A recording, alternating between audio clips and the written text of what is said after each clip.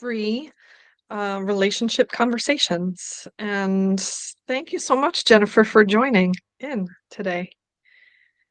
And, this is just a chance for me to chat with everybody, get to know those of you who are on my email list, and for you to get to know me a little bit more than just through the words on the screen that come in to you.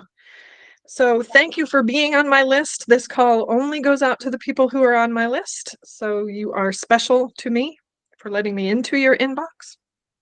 And so let's just roll with it. I thought I'd take just a few minutes to share a little bit about who I am.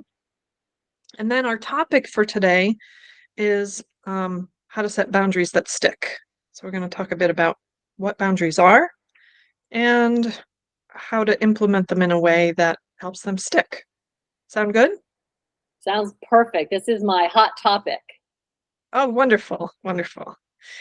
So, who am I? So, I am a marriage and family therapist. I've been in practice for over 30 years. I was trained at the University of Maryland in College Park as a systemic family therapist. What that means, in a nutshell, is we view everything, every interaction, people's struggles, ourselves as human beings, as part of a system. And at the tiniest system is our relationship to ourself. And as we go out from there, our relationship with others, with our partners, spouses, children, family, community, and the world at large. We are, systems nested inside other systems. And so that's sort of the foundation of my learning many, many moons ago.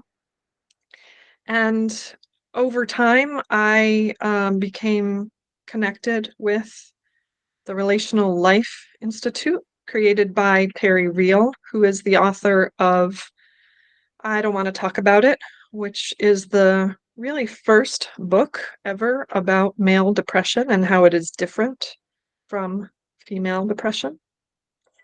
And he went on to create an institute that trains therapists on a particular modality of couples therapy called relational life therapy. And so I became certified in his work and now teach his work at his institute. And I share that with you partly because I I want to help, and this is why I'm hosting these talks and other things that I do.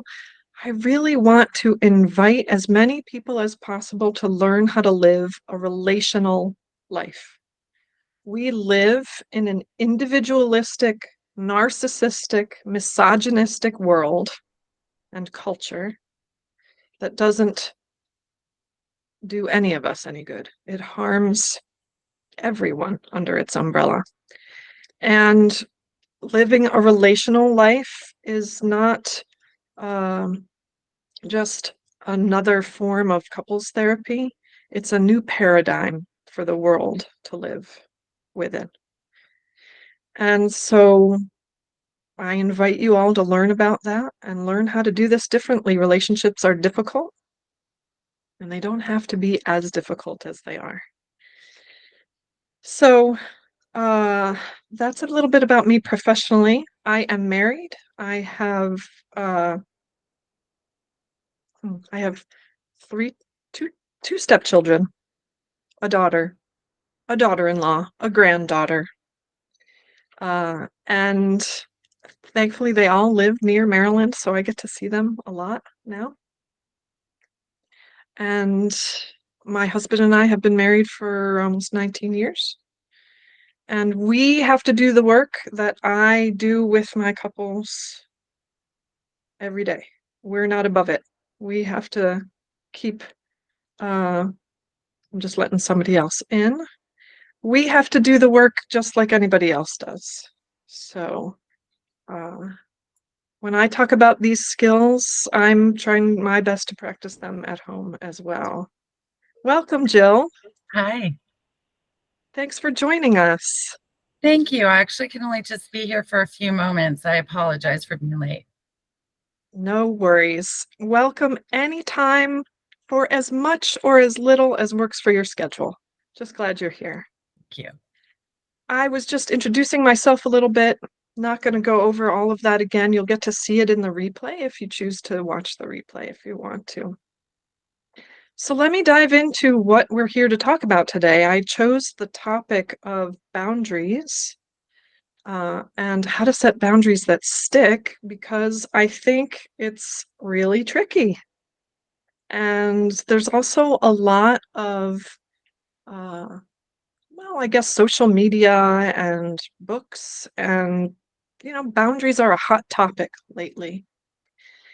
And they're, they're like I said, they're tricky.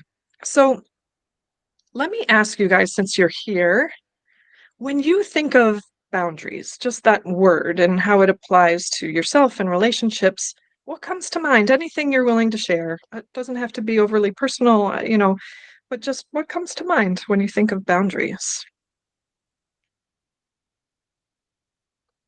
Limits. Limits? Okay. Yeah, yeah, great. Anything else?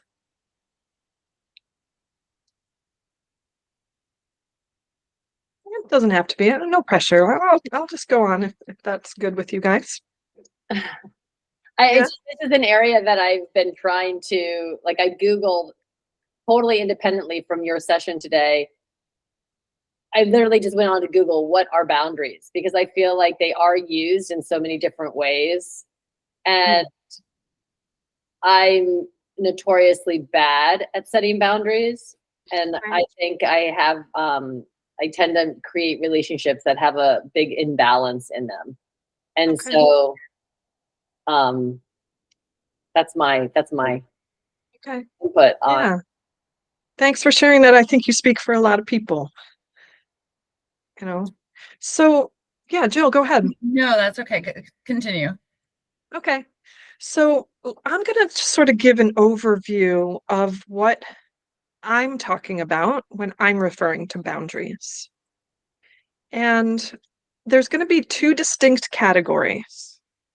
One is physical boundaries, and the other is emotional boundaries. And today I'm really here to talk about emotional boundaries more so than physical boundaries. Physical boundaries are kind of obvious, right? They're the how close we let somebody get to us physically, right? And when you think about your own physical boundary, right, there's our skin where our physical body actually ends at our skin. And so if someone is touching you, they're up against a boundary of yours. But there's also what we refer to as like the energetic edge beyond our skin. If you think of it like this, my kids used to say, respect the bubble, right? The bubble that sort of goes around you physically. Don't get too close. If you're inside the bubble, you're too close. And so if you think of the energetic edge as sort of a bubble around you, there are certain people that you allow inside that bubble. Well, your kids give you a hug. There's an ease of movement between closeness and separation with inside that bubble. You don't necessarily let a stranger inside that bubble. But if you're on a crowded train where there's no room to really respect each other's physical energetic edge, we're closer. We smush up against each other out of necessity. So in that way, you can think of that energetic edge along a continuum, excuse me, under different circumstances. Under physical boundaries certainly comes sexual boundaries, but physical and sexual boundaries are not going to be what I'm talking about today. So I'm going to shift over to emotional boundaries and what I mean by emotional boundaries. So let me just pull up something here so that I can remind myself and not forget certain things to share with you. So your emotional boundaries are literally like the mental space between you and another person. There's self-awareness, your awareness of yourself, and other awareness, awareness of the other's emotional world or experiences or feelings. So a simple example is when you see someone is crying, your other awareness brings to your attention their mental space of sadness or tears or whatever it is the crying is about.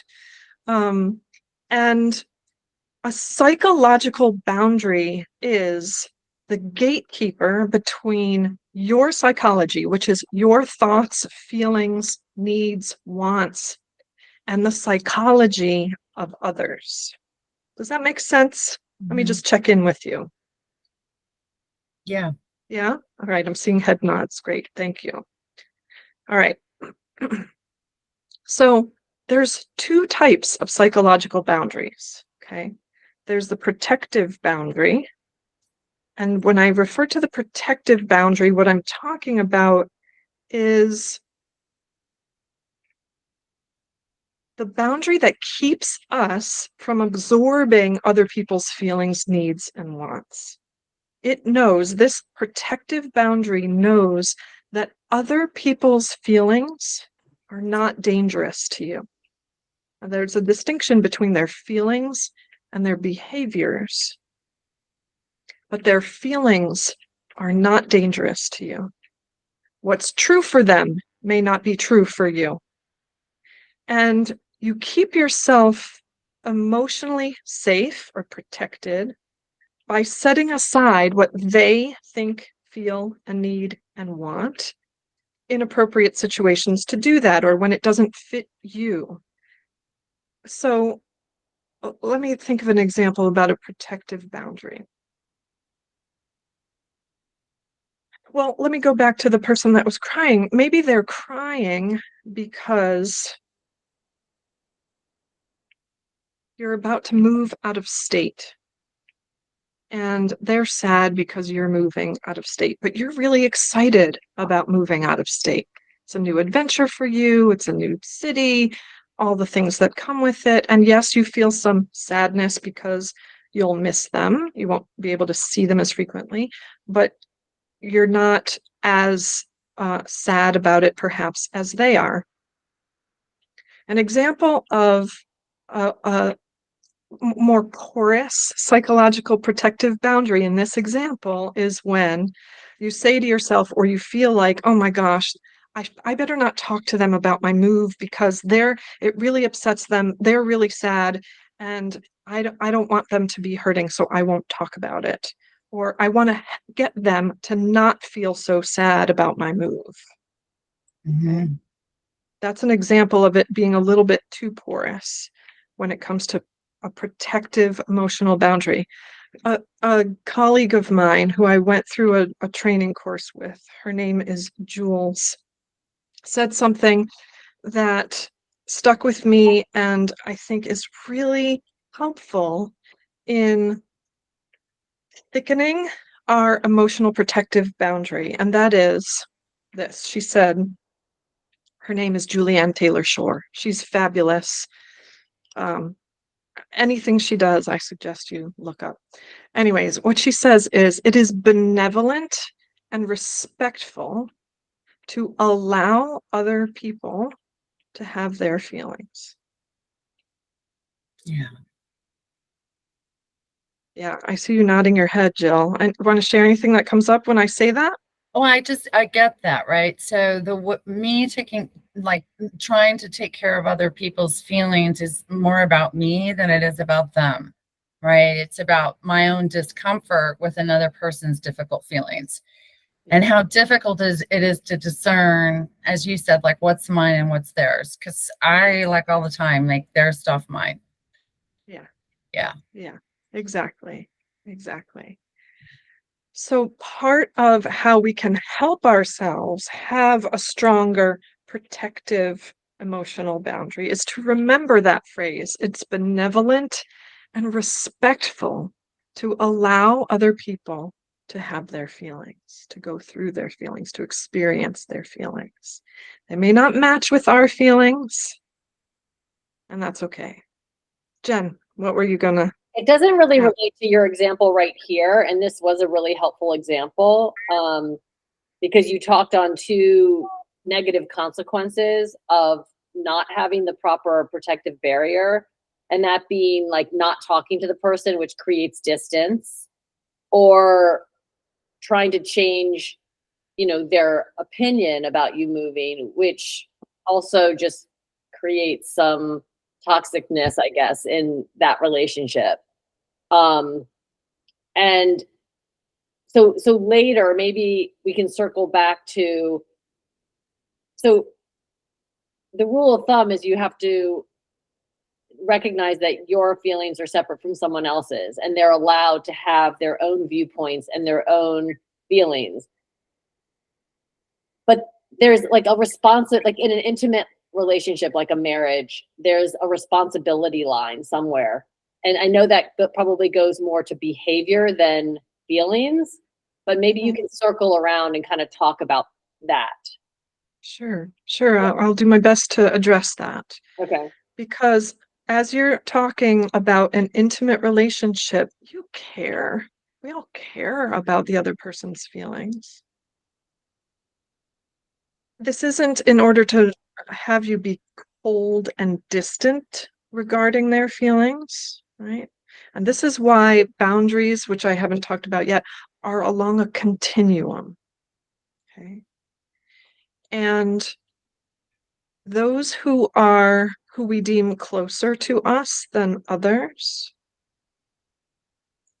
maybe at a different point along that continuum of how much we are impacted by or care about or address their experiences and feelings with us. Right?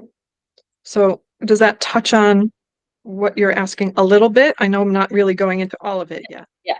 But we'll come back to it, okay?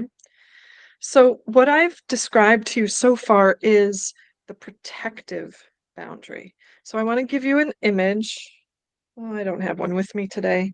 The image is of an orange, okay? And an orange has that thick outer skin that protects the orange from anything in the outside world from coming in and damaging the sweet, juicy fruit on the inside. Keeps the environment from injuring the inside. That's a way to think of or have an image of your emotionally protective boundary. But an orange also has, once you peel away that thick outer skin, it has the inner white, filmy strands and part that covers the structure of the fruit that's called the pith. I don't know where I learned that, but somewhere I learned that was called the pith. And that inner lining keeps the sweet juice of the fruit from spilling out onto the world. That's what we think of as the emotional containing boundary. Okay, so we've got a protective boundary that keeps things out from damaging the fruit, and we've got a containing boundary that keeps the fruit from spilling out into the world. Otherwise, there would be no fruit there to eat, right? It would just be a mess. So when you think about a protective boundary, this is where I'm talking about other awareness. And with a containing boundary, I'm talking about self-awareness. Okay. And a big part of self-awareness and the containing boundary is the pause between how I feel and how I actually behave. Okay. So think of it again when I use the word containing. That pause helps us from having our emotions spill out through our behaviors onto other people. So, for example, a really common way of thinking of spilling out into the world emotionally because all of this is about emotions, is screaming and yelling. That would be an example of behavior that takes our feelings uncontained and spills out and damages the world around us or the people we're interacting with. Okay. So I see some head nodding. Yeah, makes sense. Okay. So it's learning to contain ourselves, right? A healthy containing boundary knows how to be thoughtful about how my actions affect other people. Okay. The containing boundary is the part of us that accepts personal responsibility and accountability for our actions. Okay.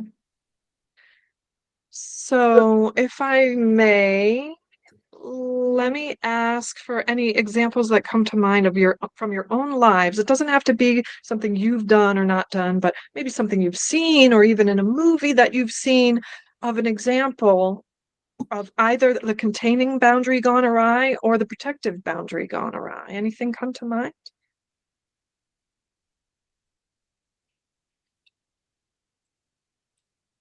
Well, I will speak up, and also just because I'm going to have to sign off, and I wish that I didn't, and I just want to be frank. I forgot what I signed up for, and I got the email. I'm like, oh, I'm going to see what I signed up. So I love it. yeah. So I You just took want a to be, leap of faith. That's very brave of you. I'm so glad I did, because this is really juicy, to use the orange kind of thing.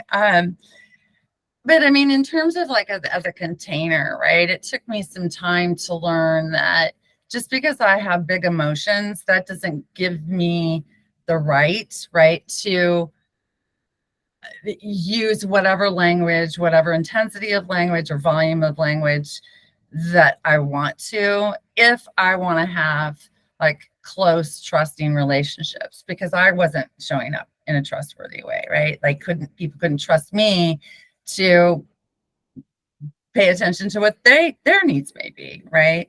So I think of, if I get all intense and I just want to blurt out, so that pause, that's beautiful, right? So I can self-regulate, calm myself down, get my thinking brain online, and Exactly. clearly articulate something that I may need or want. Exactly. Yeah. Beautifully said, Jill. So enjoy. I'm sorry to leave, and No, glad you're here. No apologies needed. I'm going to figure out what I signed up for and sign up for some more. So Well, I'll tell you real quick what you signed up for. Must be on my email list. And every month, starting today, the first Wednesday of the month at noon, I'm going to do just a free chat and record it. And you'll be able to review it on my YouTube channel if you choose to look back at it. beautiful. All right. Thank you. Welcome. All right. Take care. Thanks. All right. It's back to you and me, Jennifer. Yeah, but I feel like it's the whole world too, because you're posting. Yes. So Yeah, that's part of the reason for doing this, right? So much of this kind of thing is talked about behind closed doors in a therapist's office, which is a perfectly reasonable place to do it. And there's a different kind of learning and a different kind of growth doing it in community and with others who are going through very similar experiences. The plot may be different, but the storyline, we're more similar than we realize. Right? So, all right, we've talked about protective boundary, keeping the world from injuring you emotionally. Let me just give another example of that. It might look something like someone saying to you, Risa, your haircut just looks awful. Okay. That's their opinion. It's a bit of a crossing the line of their own containing boundary if I haven't asked for their opinion. And I'll say that even if sometimes it's even if they're saying something positive, it doesn't have to be something negative. Right? They could be saying, "Oh my God, I love your hair. It's so fabulous. It looks so good." Well, okay, that's a positive, nice thing. I didn't necessarily ask for your opinion about my hair, right? Now, again, it depends on the relationship you have with that person. If a good friend of mine said that to me, I'd be like, "Wow, that's wonderful. Thanks for sharing that with me." Uh, but if it were a stranger, I might feel a little off put because it's like, why are you commenting on my appearance? I don't even know you. Okay. Everybody has to judge for themselves what where to slide that boundary along the continuum for the situation that they're in. All right, so that's the protective boundary. Containing boundary again is about allowing your thoughts, needs, feelings out into the world in a way that can be damaging to others and learning the appropriateness of containing that. Well, what about in that protective example, like, what go the step further? So internally, what are you doing to protect yourself from these haircut comments? Yeah, that's a great question. So to protect yourself internally, you ask yourself, is this true for me? Or is it not true? If it's not true for me, I'm going to use my containing boundary, or sorry, my protective boundary, to keep that comment out from harming me emotionally and say to myself, okay, that's their opinion. They're entitled to their thoughts and feelings and opinions. I don't have to take it on as my own or be injured by it if I know it's not true for me. Okay. So the big question to ask is this true for me or is it not? If it's true for me, I'm going to let it in. I'm going to let it in.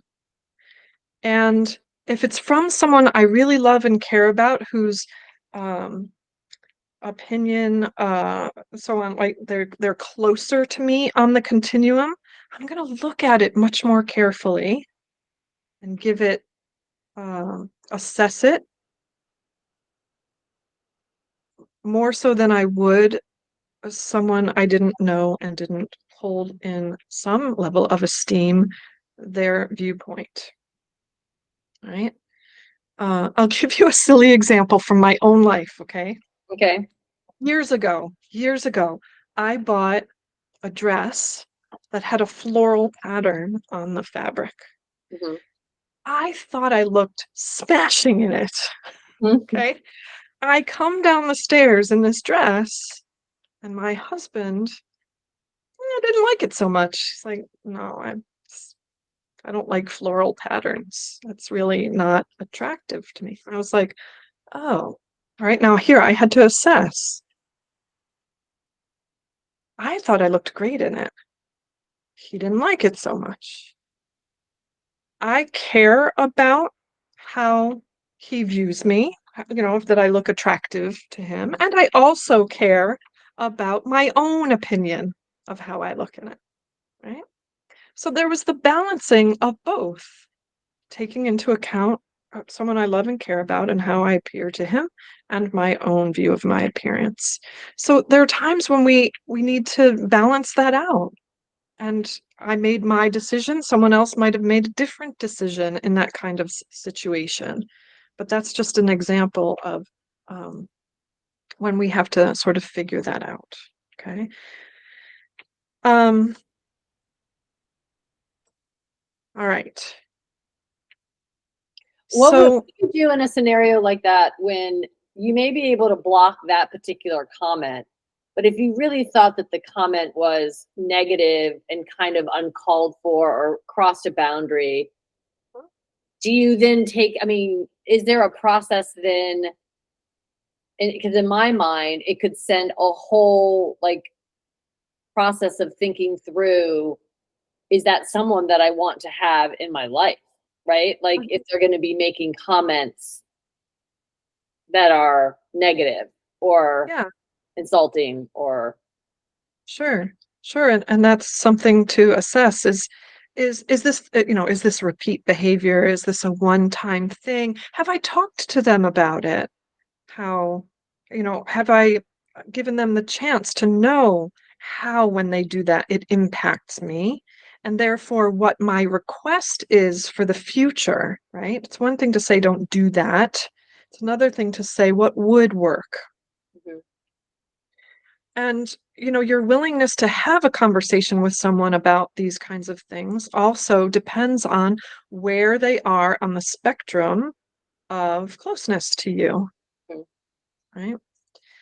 A lot of times people will put up a wall or cut people out of their lives because someone said something one time that uh, they were unhappy about, or it made them they felt uncomfortable with, but never addressed with them. Mhm.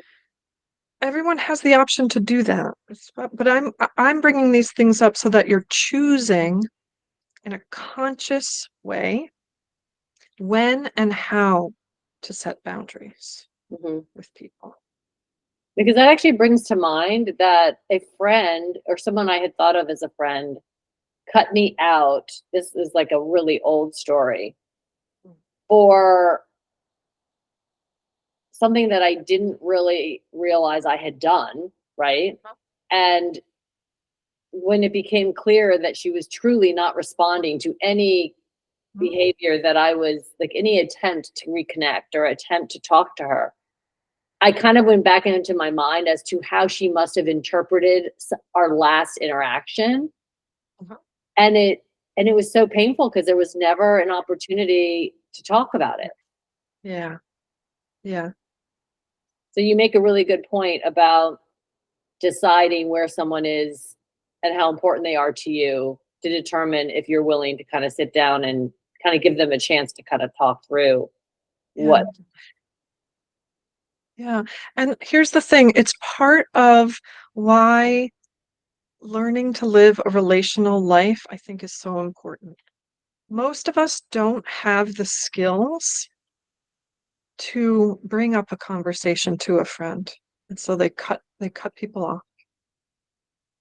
Your friend didn't come to you and say, there's something I felt hurt by. Can we talk about it? My relationship to you matters. And there was a rupture. For her, there was a rupture. Mhm. And from that rupture, she turned away for whatever reasons. You may never know, the real reasons why. Obviously, in the past tried to figure that out, right?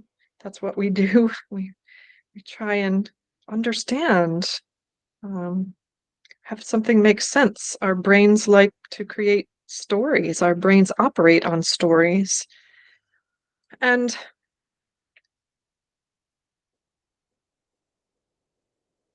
when there's a rupture, knowing how to address the rupture, whether you're on the receiving end or the other side of it, uh, we don't have those skills in our culture. We have a screw you, I'm out of here. I'm going to take care of myself, independent. You must, be this, that, or the other thing. So I'm out of here. There are times when that's appropriate, but there's many more times where perhaps it's not, and perhaps a relationship could be saved and stronger for having worked through the conflict or the rupture back to repair Mhm. and harmony and connection. Mhm. Right? Um, so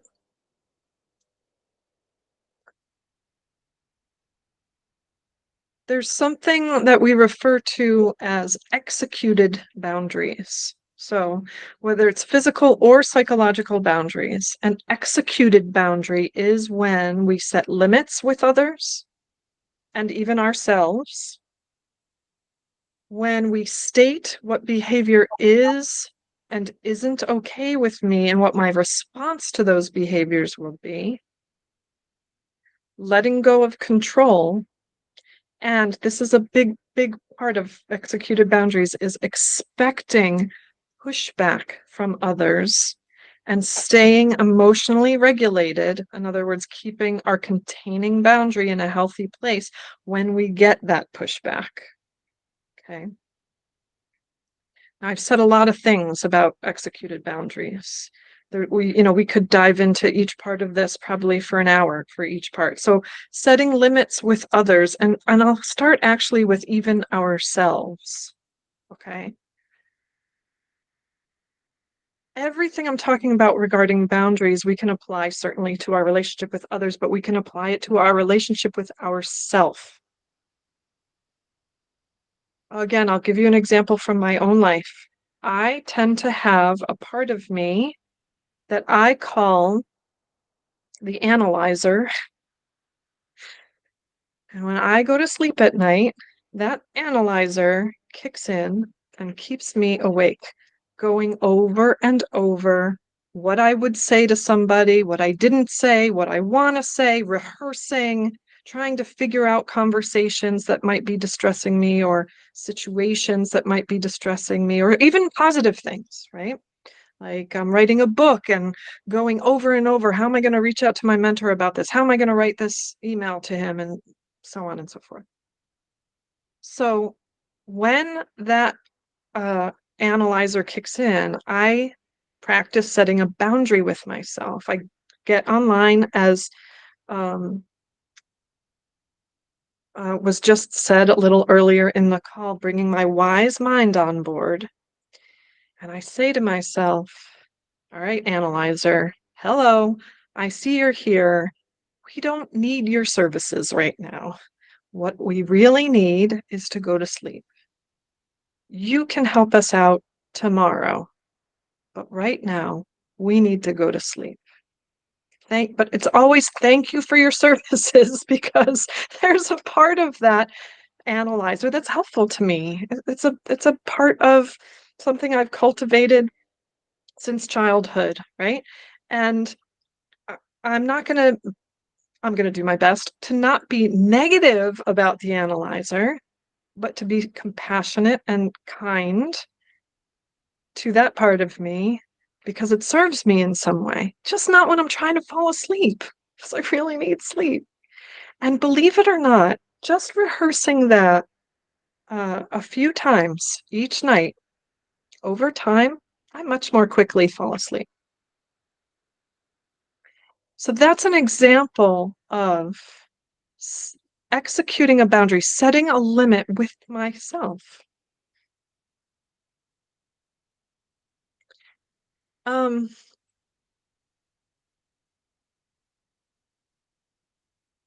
One of the things we often hear about or think of with boundaries or when it comes to executing a boundary is something like this. I'm not going to let you talk to me that way. Okay. And we may be saying this in response to someone who is screaming and yelling at us or being rude or whatever. I'm not going to let you talk to me that way. Well, absolutely. It's reasonable to not tolerate that behavior. However, we have zero control over what somebody else does. So saying, I'm not going to let you talk to me that way, and then standing there and doing nothing isn't executing a boundary. You're not going to stop them from talking the way they talk. What you do have control over is your own behavior, your own response. So, to illustrate this in another way, I had a client once whose sister called her up, screaming and yelling on the other end of the phone. And after having done some of this work together, the client said to the sister, I really want to hear what you have to say. If you continue yelling and screaming at me about it, I'm going to hang up the phone.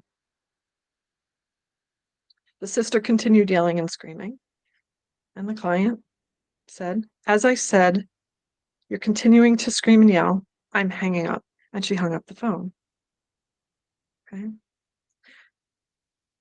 After working with her for a few years, actually, the sister never called her up screaming and yelling again. But the client wasn't controlling the sister's behavior. She was saying to the sister, "This is what I'm going to do should you continue to make the choice you're making." And that's key here. You're not always on the phone. Sometimes it means I'm going to step out of the room. And here's the thing, I said it this way purposefully. I want to hear what you have to say. The purpose of that, if it's true, it's got to be true. This is someone you care about. This is someone you're in a relationship with. You care why they're upset. You care what's going on for them. And you respect yourself enough not to tolerate how it's being presented to you. And you want to communicate both. I care, and I'm not going to accept this kind of behavior. Yeah, I think So that's, this is what I need to do. sorry to interrupt, but I think that's a really important part of it. Or it doesn't I mean, it doesn't even really give a chance to diffuse the situation if you don't express that positive component. Yeah. Yeah. That's part of living relationally. It's not just you can't talk to me, I'm out of here. That's individualism. Okay. I want relational empowerment, not individual empowerment, relational empowerment. I care about you and I care about myself. I'm ready to listen to you when you can talk to me in a different way. Okay? I see the wheels turning in your head as we talk about this. And this is the other piece, right? Which I said before, letting go of control. This is one of the hardest pieces of executed boundaries. We have no control over what the other person does, only what we do, or what they think, or what they feel. We have no control over that. We have to let go of trying to control that. And that's a practice. It's a practice like meditation. Okay. Now How here's another thing. Having boundaries is incredibly kind. When I have clarity about who I am and what I want, I'm kind to myself. When I have clarity with you, I'm kind to you and our relationship. Okay. Boundaries are self-worth in action. As we improve our boundaries, our self-worth increases. And then as the boundary work becomes easier, our self-worth increases, our sense of how we view ourselves and hold ourselves in warm regard. It's like a positive feedback loop that gets built with practice over time. Mhm. Okay. Yeah, I can see how the boundaries and the self-worth, and then from that comes kindness. I can see how those are all related.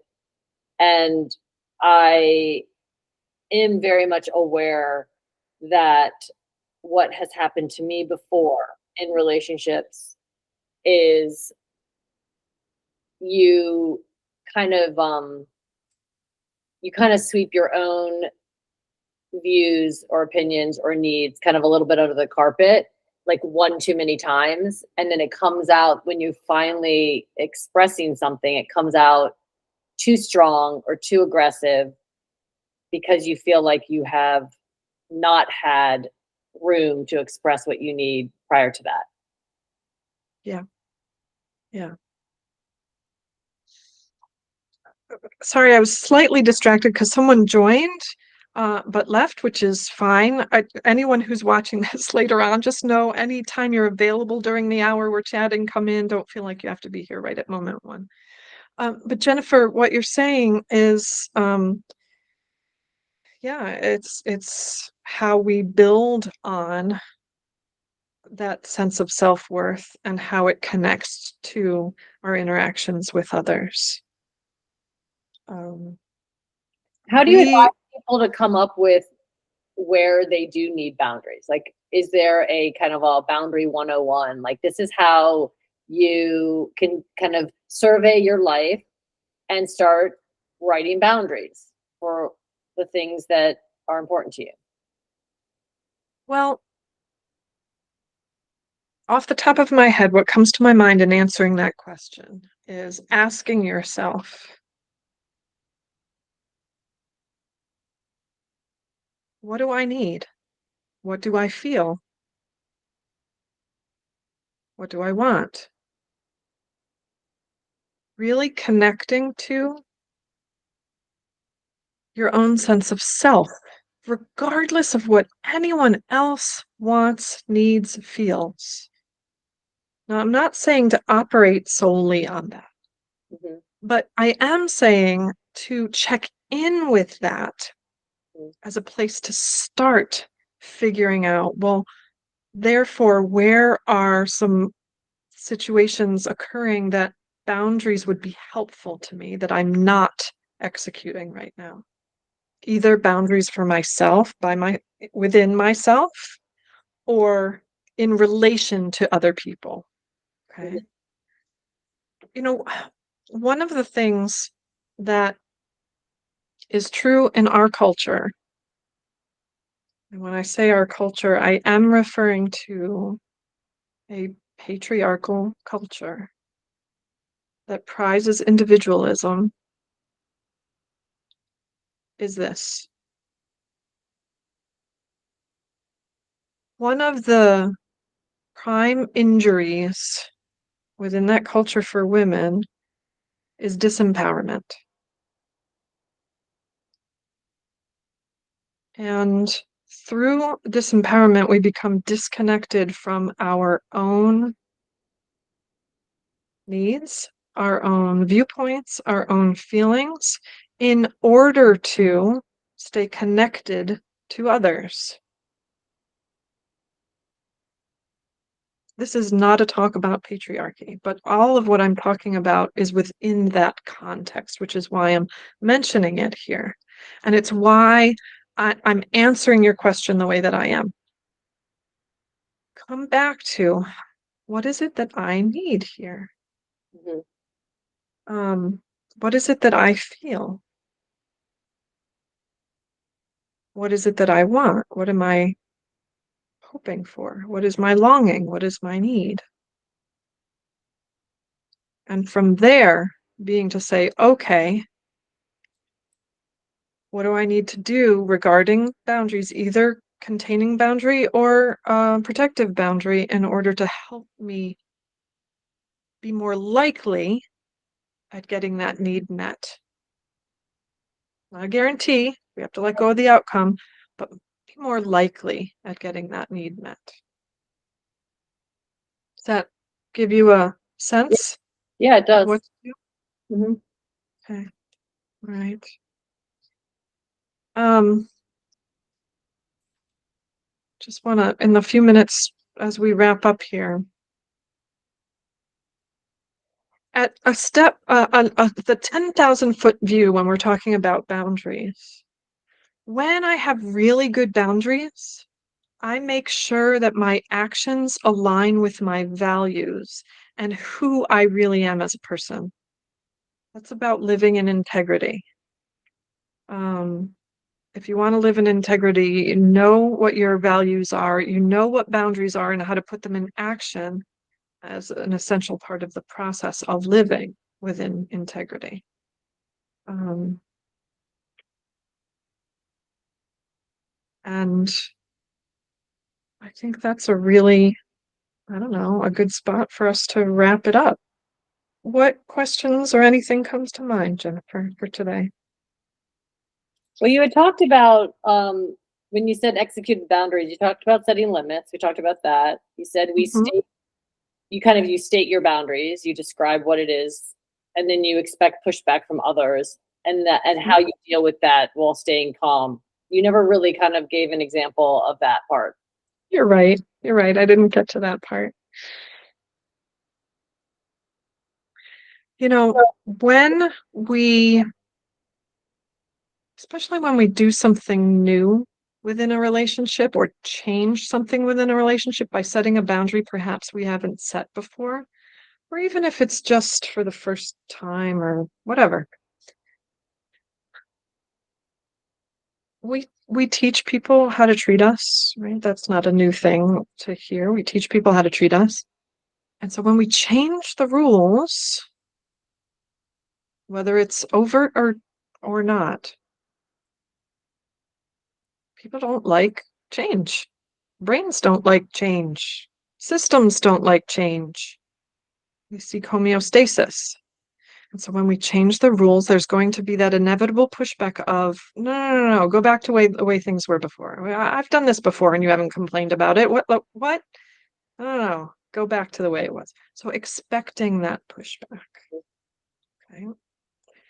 Now, what we're not going to have time to get to today is a whole process, 6 steps for putting in place and practicing putting in place boundaries. And believe it or not, a lot of those 6 steps are really about practicing and preparing yourself before actually saying anything or doing anything different with somebody that you're going to be putting these boundaries in place with. It's an internal process that helps you shore up setting the boundary when you actually do it. And it's so I'm not going to have time to get to it today, but they always say it's good to leave with a cliffhanger, right? Or have you wanting more. And so maybe that's something I will put on my list to address in the next time we talk about actually what are those 6 steps for executing a boundary? How do we do that? And what do we need to do to practice that? What are your Right? favorite resources on boundaries? So the colleague I mentioned earlier just came out with a book. Her name is Julianne Taylor Shore. She also goes by Jules. So I don't know if her book is under Jules or Julianne. Either way, that's who it is. And the title of the book is, well, it might be How to Set Boundaries That Stick. It might be Boundaries, How to Set Boundaries That Stick. She would be my number one go-to resource for that. There are others that, but I don't have the book titles with me at the moment. So I would say go for Jules. Okay, awesome. Okay. All Thank right. you. Thank you so much for being here. I look forward to seeing you next month. All of you who are listening to the replay, please join us first Wednesday of the month at noon Eastern Time. Although in May 2024 will not be the first Wednesday of the month. It'll be the second Wednesday of the month because I'm traveling that first Wednesday. So that means it'll be May 8th is our next call at noon Eastern Time. All right. Thanks so Thank much you. for being here. All right. Namaste. Bye-bye. Namaste.